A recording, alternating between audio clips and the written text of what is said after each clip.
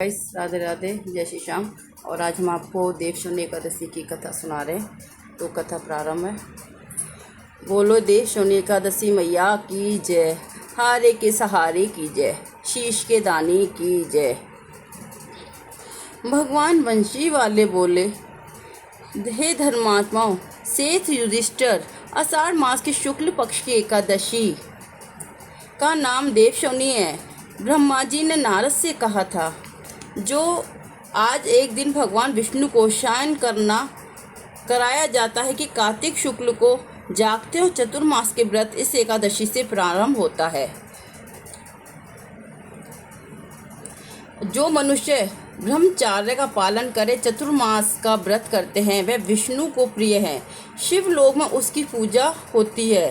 सर्व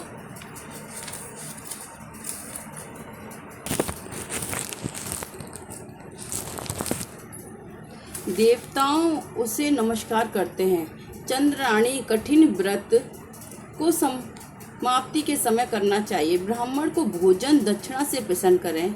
गौओं का दान कर सके तो उत्तम है, नहीं तो गर्म वस्त्र का दान अवश्य करें। और तिल के साथ मिलाकर जो श्रवण दान करते हैं वह भोग मोक्ष दोनों प्राप्त करते हैं। गरीबों के लिए गोपी चंदन के दान से भगवान प्रसन्न होते हैं। हल्दी का दान से गौरी शंकर जी को प्रसन्न होती है। और चांदी के पात्र में धरकर हल्दी का दान देना बामन भगवान की प्रसन्नता के लिए है। ब्राह्मणों को दही भात का भोजन कराना चाहिए। चतुर्मास में जो एक बार भोजन करते हैं वह स्वर्ग को जाते हैं। इस व्रत में जो तथा चावल इत्यादि अभ्याता को खिलाते हैं वह स्वर्ग को जाते हैं।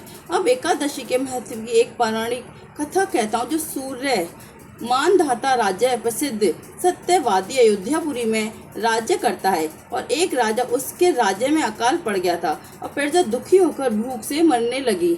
हवन आदि शुभ कर्म बंद हो गए। राजा का कष्ट हुआ और इसी चिंता में वन को चल पड़ा। अंगार ऋषि के आश्रम में जाकर कहने लगा, हे सप्त ऋषियों में श्रेष्ठ अंगार जी, मैं आपकी शरण में हूँ। राजा के पापों से प्रजा को दुख मिलता है और मैंने अपने जीवन में किसी प्रकार का कोई पाप नहीं किया। आप दिव्य दृष्टि से देखकर कहो, अकाल पड़ने का क्या कारण है। अंगार मुनि बोले, सतयुग में ब्राह्मणों को वेद पढ़ना और तपस्या करना धर्म, और परंतु आपके राज्य में आजकल एक शुद्ध तपस्या कर रहा है, जो शुद्ध को एक मानने से दोष दूर हो जाएगा, प्रजा सुखी पाएगी। मंदधाता बोले, मैं उस निरापराध तपस्या करने वाले शुद्ध को मारूंगा और आप इस कष्ट छुटने का कोई और संगम उपाय बतलाइए।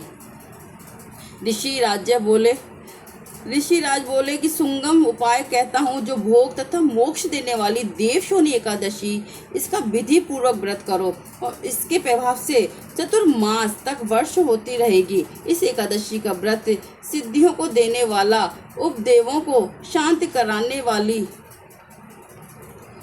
करने वाली मुनि की शिक्षा में मंदधाता से प्रजा सहित पात्र का व्रत किया है और कष्ट छूट गए हैं। इसका महत्व पढ़ने या सुनने से अकाल मृत्यु का भय दूर हो जाता है।